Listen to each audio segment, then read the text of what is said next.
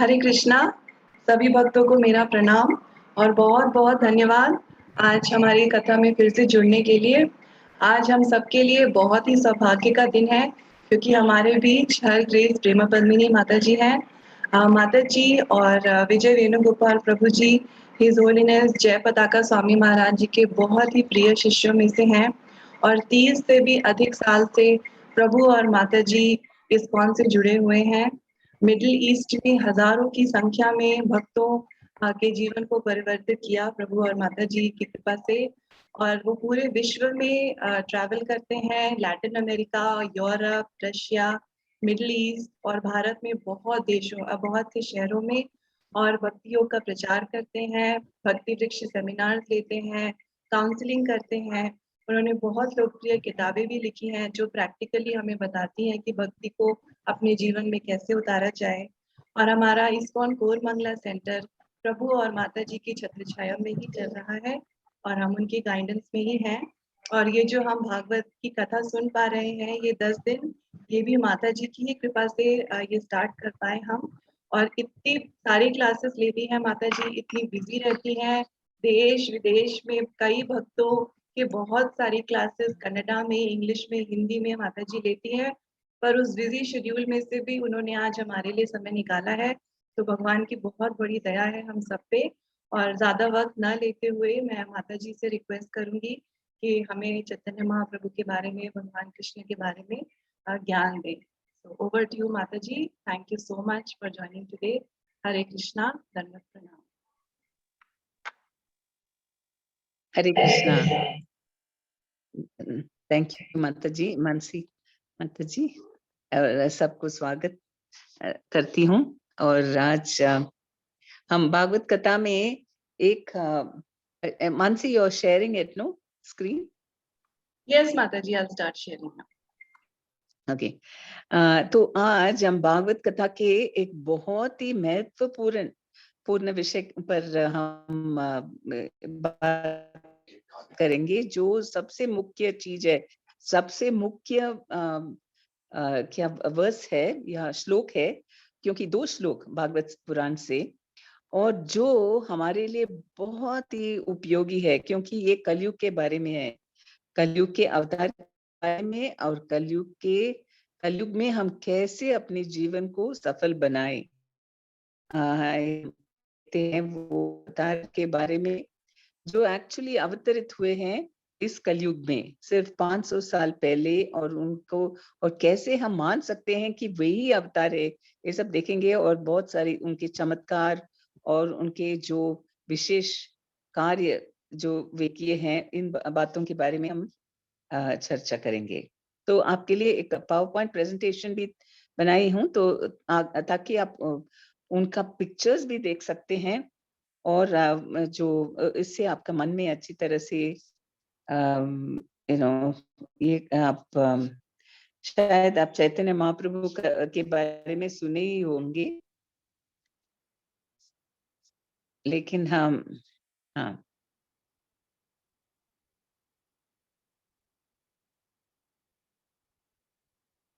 तो 10 स्कंदों में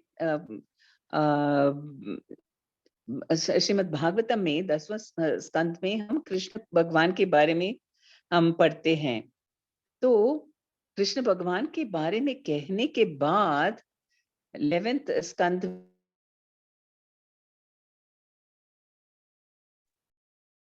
Mataji, your voice is breaking a little.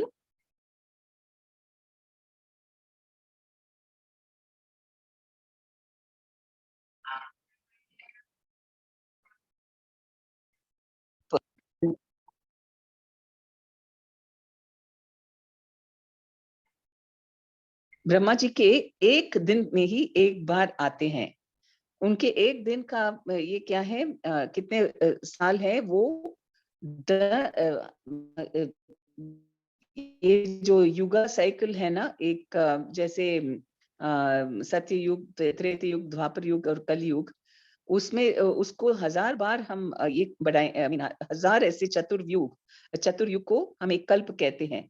तो वो एक ब्रह्मा के एक दिन है, और वैसे एक दिन में एक ही बार आते हैं, और वो आए थे 5000 साल पहले, और उसी द्वापर युग के बाद वाले जो कलयुग है उसमें चैतन्य महाप्रभु इस रूप में आते हैं, जहाँ जो भी हमको ये विशेष हरिनाम प्रदर्शन करके जो कृष्ण भगवान की जो माधुर्य रस ये सब सिखाते हैं, और किस हमारे जीवन को पूर्ण तरह से उद्धार करके हमको सबसे बड़ा ये सिद्धि प्राप्त करने के लिए मार्ग बताते हैं। ओके, तो ये है श्रीमद् भागवतम में 12वां स्कंद चैप्टर में, अध्याय में ये श्लोक है। हाँ, 11वां चैप्टर में, कृष्ण वर्णम त्विषा कृष्णम, which is the first one, this ना श्रीमद् भागवतम में 12वां स्कंद, you're changing which This is the first one, Mataji. या ओके। तो व्यासदेव की ही लिखी हुई श्रीमद् भागवतम में ये श्लोक है 12वें स्कंद अध्याय में, कलिर दोषे निधे राजन हस्ति एकद महान गुणा कीर्तनी एव कृष्णस्य मुक्त संग परम व्रजेत। मेरे प्रिय राजा, हालांकि कलयुग दोषों का सागर है, फिर भी इस युग के बारे में एक अच्छा गुण है। केवल हरे कृष्ण महामंत्र का जप करने से व्यक्ति भौतिक बंधन से मुक्त हो सकता है और पारलौकिक राज्य में पदोन्नत हो सकता है। एक बार मैं प्रार्थना करती हूँ। ओम अज्ञानतिमिरन्दस्य ज्ञानञ्जनशालाकस्य चक्षुरुन्मीलितं येन तस्मै श्री गुरवे नमः। नमो विष्णुपदाय कृष्णप्रेष्ठाय भूतले श्रीमते जयताक् स्वामिनिति नाम्ने नमाचार्य पदाय निताय कृपा प्रदायने गौर कथा धामदाय नगरग्राम तारिणी नमः। ओम विष्णुपदाय कृष्णप्रेष्ठाय भूतले श्रीमते भक्तिवेदांत स्वामिनिति नाम्ने नमस्ते सारस्वती देवी गौरवाणी प्रचारिणे निर्विशेष शून्यवादी पाश्चात्य देशतारिणी।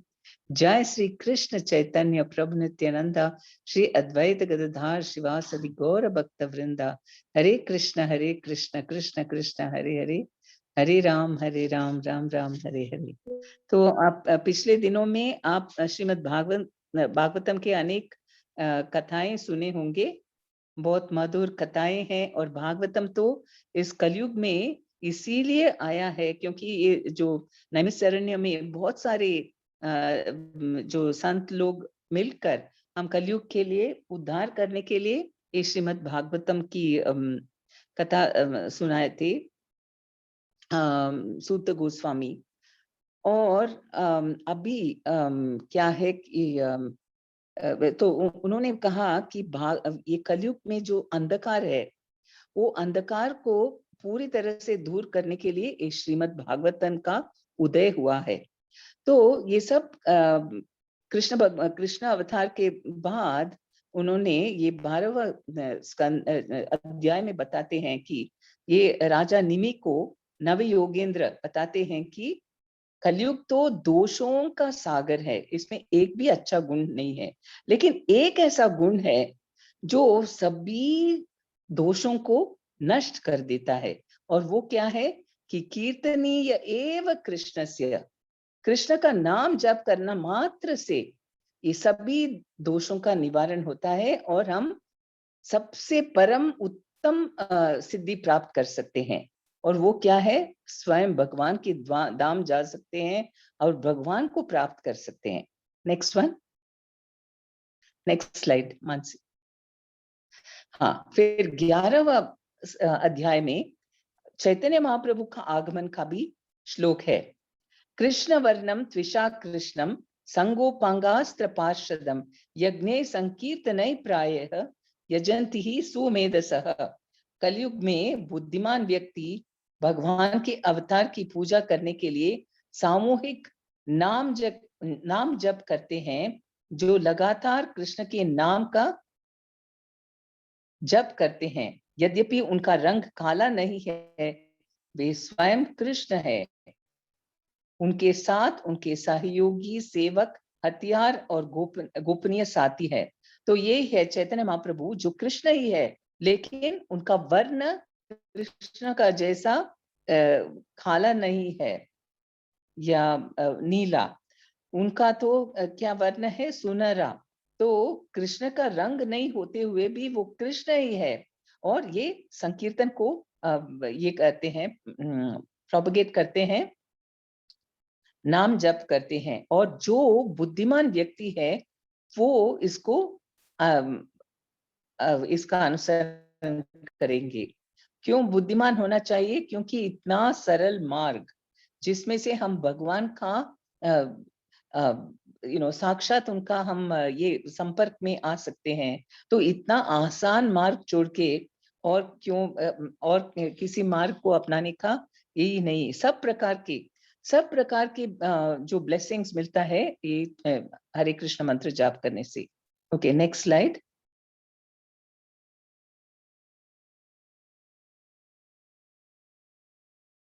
Mansi, next slide. yes, okay, Mataji, I moved. तो एक तो हमें किसी को अवतार मानने के लिए उसका पर प्रमाण होना चाहिए, है ना? तो शास्त्र का प्रमाण होना चाहिए, और उनके गुण का प्रमाण होना चाहिए, और आचरण करना चाहिए, और उनके असाधारण कार्य के आधार पर हम किसी को अवतार मानते हैं। तो आप यहाँ देखते हैं कि एक फोटो है, आई मीन एक चित्र में हम 6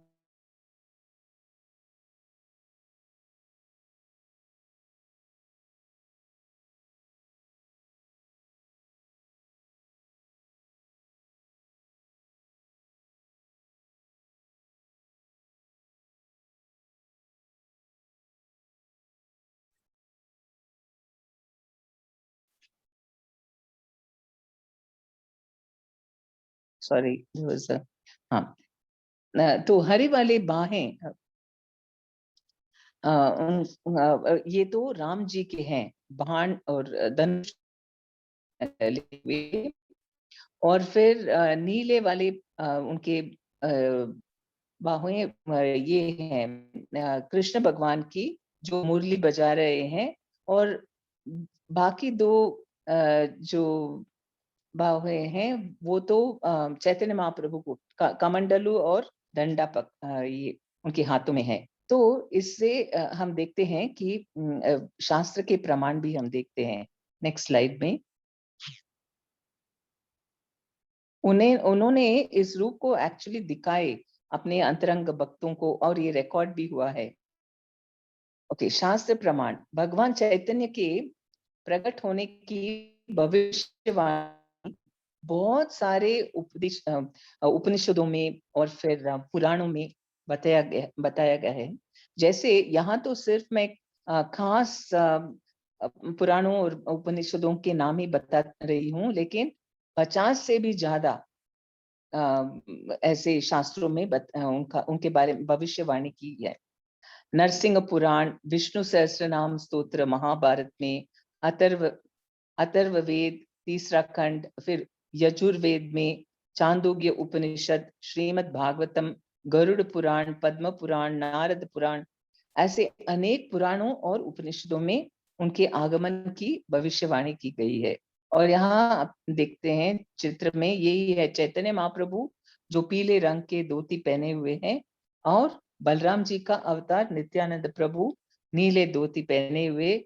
और यही भगवान जो 500 साल पहले आए हैं हमको जगाने में, हमारी जो आध्यात्मिक जो हमारा जो अस्तित्व है उसको बहुत सरल रूप से, बहुत मधुर रूप में जगाने के लिए आए हैं। Okay, next one. तो नरसिंह पुराण में ऐसा बताया गया है, परम भगवान जिन्होंने दैत्यों का तबाह करने के लिए सत्ययुग में आधे आदमी आधे शेर के रूप में शेर का रूप धारण किया, और जिन्होंने राम के रूप में प्रकट होकर त्रेता युग में 10 सिर वाले रावण पर विजय प्राप्त की, और जिन्होंने द्वापर युग में पृथ्वी के बोझ को हटा दिया, और ब्रजपुर के चरवाहों की रक्षा की। कलयुग में चैतन्य नाम से भगवान होंगे, उनका स्वर्ण रूप होगा और वह भगवान के पवित्र नामों का जाप करने में प्रसन्न होंगे। तो पूरी के पूरी राम चैतन्य महाप्रभु का ही वर्णन है। और ये भविष्यवाणी कभी भी नरसिम्हा पुराण का रचना तो बहुत बहुत के कम से कम 5000 साल पहले व्यासदेव ने लिखे थे, लेकिन उसका रचना तो उससे भी पहले हुआ था। और पहले ही बताया गया कि चैतन्य महाप्रभु ऐसे अवतरित होंगे। Okay, next. और विष्णु सहस्त्रनामम जो महाभारत में भीष्म देव ने बताए गए हैं, उन्होंने हजारों विष्णु के 1000 नाम बताए और उन नामों में चैतन्य महाप्रभु का नाम भी उसमें इंक्लूड किए हैं। तो निम्नलिखित नाम भगवान चैतन्य की शारीरिक विशेषताओं को दर्शाते हैं। सुवर्ण वर्ण हेमांगो, वरंगस चंदनांगदी, ये है पहला वो श्लोक का ये है। तो वहां बताया गया है कि सुवर्ण वर्णो हेमांगो, सुवर्ण वर्ण उनका रंग सुनहरा है, हेमांगा उनका रूप पिघले हुए सोना जैसा है, वरंगस वह अति सुंदर है, चंदनांगदी भगवान के शरीर को चंदन से लिप्त किया जाता है। Okay, next one.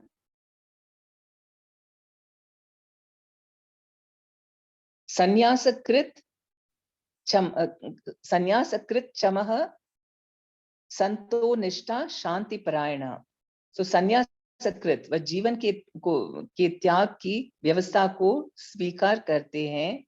भगवान चैतन्य ने 24 साल की उम्र में संन्यास स्वीकार कर लिया था। फिर समा वह पूरी तरह से इंद्रिय नियंत्रित है, संत था वह पूरी तरह से शांत है,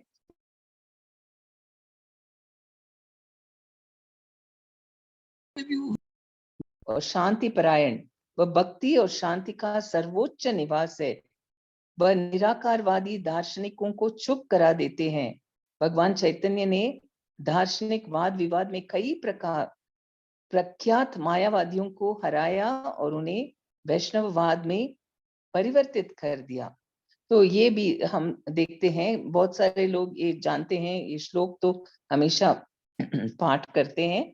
तो वहां भी चैतन्य महाप्रभु का भविष्यवाणी हम देखते हैं। Next slide. हाँ, तो और एक विशेष ये है कि जैसे एस्ट्रोलॉजी के अनुसार 5 भाग बड़े होते हैं। And I will mention which are those, और 5 भाग उनके अंग के, ठीक है, ठीक मीन्स व्हाट, रेस्ड। 7 भाग लाल है।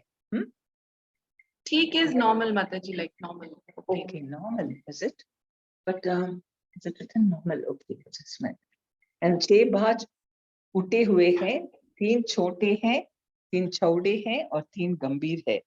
और ये क्या क्या है हम देखते हैं।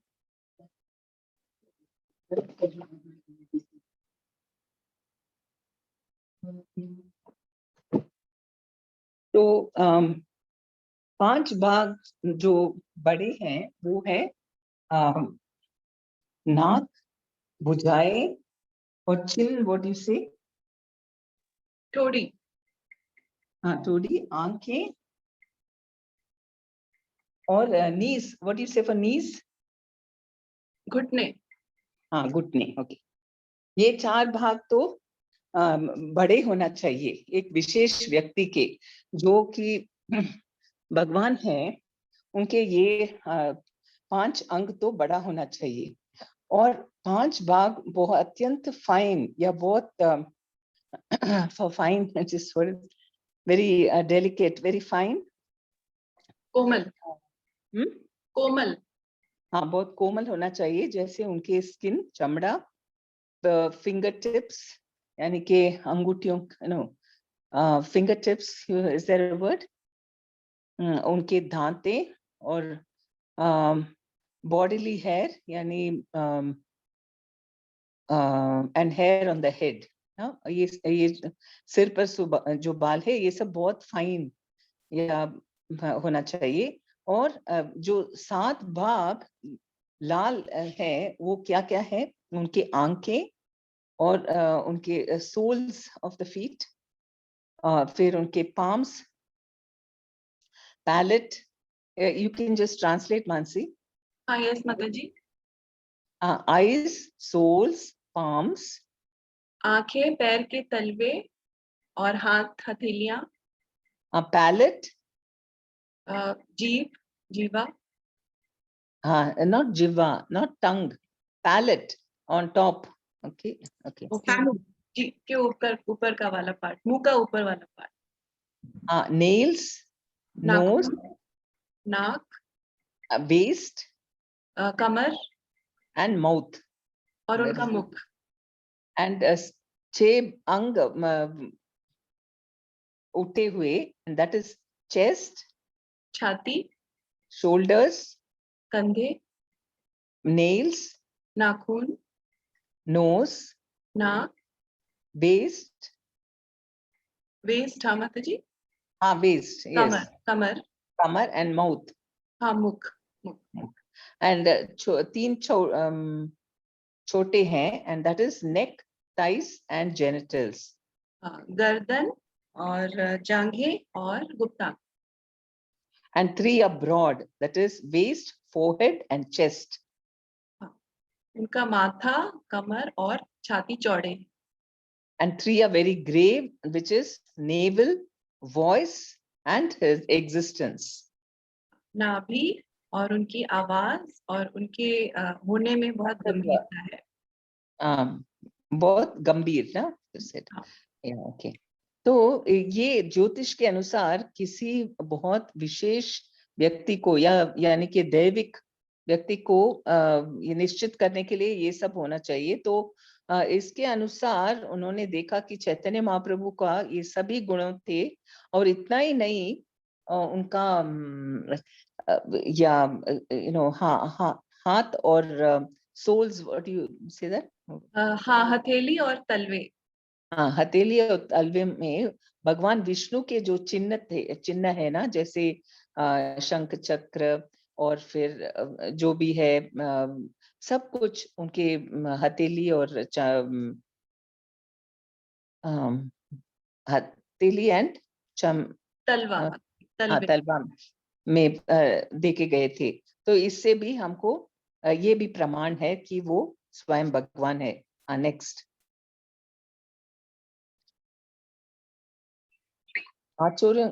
फिर आचार्यों का पालन करना। व्यासदेव ने भगवान विष्णु के 1000 नामों में चैतन्य महाप्रभु को शामिल किया था।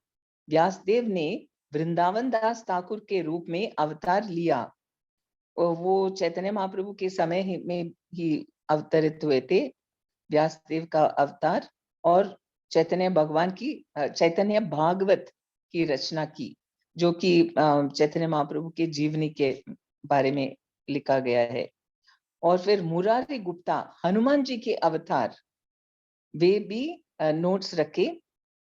और स्वरूप दामोदर गोस्वामी, वो ललिता देवी जो कृष्ण भगवान के ये है ना, उनके जो उनके संगी है, उनका या गोपियों में विशेष गोपी है, उन्होंने अवतरित लिया था स्वरूप दामोदर गोस्वामी के रूप में, और वो उनके सेक्रेटरी थे, और वे भी रिकॉर्ड्स रखे हैं। और कृष्णदास कविराज गोस्वामी जो 90 से भी ज्यादा उम्र के थे, उन्होंने भी उनको इस चैतन्य चरितामृता लिखने का आदेश मिला था स्वयं भगवान नित्यानंद से। और फिर लोचन दास ठाकुर एक अन्य सहयोगी चैतन्य मंगल लिखते हैं। तो ये सभी आचार्यों के जो उनके कथन से भी हम जान सकते हैं कि वास्तव में चैतन्य महाप्रभु ही कृष्ण भगवान है। या नेक्स्ट, असाधारण कार्य। तो अभी हम देखेंगे उनके लीलाओं में क्या क्या जो विशेष चीजें हैं जो बिल्कुल असाधारण है। जैसे उनका जन्म जब भी हुआ था, जैसे भविष्यवाणी के अनुसार उनका तो एक ही लक्षण था कि हम सबको हरे कृष्ण महामंत्र दे के हमको हमारे उद्धार करने के लिए। वैसे तो पिछले युगों में भी हरे कृष्ण मंत्र का जाप कुछ लोग करते थे। शास्त्र में तो इसके बारे में लिखा गया है। कलि संतारण उपनिषद में तो बताया गया है कि ये कलयुग में हरे कृष्ण कृष्ण कृष्ण हरे हरे, हरे राम राम राम हरे हरे, इति षोडशकम नाम नाम कलि कल्मष नाशनम। ये कली के जो भी कल्मश है पूरी तरह से ये 16 सिलेबल के जो मंत्र है वो पूरी तरह से नाश कर देगा। ना तरो अन्य उपाय उपाय अन्यत सर्व वेदेषु दृश्यते। वेदों में और कहीं भी आप ढूंढेंगे तो इतना सहज और इतना शक्तिशाली मंत्र आपको नहीं मिलेगा। तो वैसे अनेक उपनिषदों में और वेदों में हरे कृष्ण मंत्र दिया गया है, लेकिन चैतन्य महाप्रभु उनके मुख से हमें मिलने के कारण हम सब जाप कर सकते हैं। पहले तो ये जाप करने के लिए कौन, जो बहुत बड़े बड़े ऋषि है, सब कुछ छोड़ त्याग करके वो हिमालय में या कहीं वन में बैठ के जाप करते थे। साधारण लोग तो ये मंत्र जाप करना नामुमकिन मुमकिन ही नहीं था, क्योंकि इसके लिए बहुत पवित्र होना चाहिए। लेकिन चैतन्य महाप्रभु की कृपा से कोई भी व्यक्ति जाप कर सकता है। वो क्यों नहीं, कुछ क्रिमिनल भी हो सकता है, कोई व्हाट इज फॉर क्रिमिनल, पापी हो सकता है, वो भी हरे कृष्ण मंत्र अपने मुख में जाप कर सकता है। ये सब सिर्फ चैतन्य महाप्रभु का ही चमत्कार है। तो इसीलिए उन्होंने क्या किया, एक्चुअली उनका जब एक लाइट के रूप में उनके पिताजी जो जगन्नाथ मिश्रा थे, उन्होंने महसूस किया कि रात में एक भगवान बहुत ही उनके प्रकाशमय रूप में उनके हृदय में वो प्रकट हुए। फिर अपने हृदय से उनकी पत्नी की हृदय में वो प्रकट हुए। फिर वहां से गर्भ को ट्रांसफर हो गया और गर्भवती थी। और हमेशा तो 9 महीने के बाद एक हमारा जन्म होता है, लेकिन भगवान 13 महीनों तक गर्भ में ही थे। और उन दिनों में इस प्रकार का सिजेरियन सब नहीं होता था, तो लोग पेशेंटली धैर्य रखते थे। तो उनका पिताजी उनके माँ सची माता के पिताजी वो नीलांबर चक्रवर्ती बहुत बड़े एस्ट्रोलॉजर थे, ज्योतिष। तो उन्होंने बताया कि कुछ चिंता करने की कुछ ये नहीं है, सही समय के लिए बच्चा ये सब तैयारियां हो रही है, और जब ठीक समय होगा तो बच्चा का जन्म होगा। तो इसीलिए उन्होंने पौर्णमी का दिन, और उस दिन क्या था, विशेषकर लूनर एक्लिप्स या ग्रहण था, चंद्र ग्रहण। तो नवद्वीप में उनका जन्म तो बंगाल में हुआ, और वहाँ नवद्वीप के वहाँ सब कुछ शिक्षा का वो प्रधान जगह था। सब जगह से वहाँ आके, जैसे यूनिवर्सिटी सबसे उत्तम यूनिवर्सिटी था उस समय। बहुत पंडित लोग वहाँ आते थे। तो लेकिन लोग ना धर्म पालन करते थे, लेकिन ऊपरी ऊपरी धर्म, बहुत जैसे बाहरी चीज कोई फॉलो करते थे, उपधर्म। तो इसलिए वो लोग क्या करते थे कि वास्तव में भगवान के प्रति भक्ति इसमें उनका कुछ दिलचस्पी नहीं था।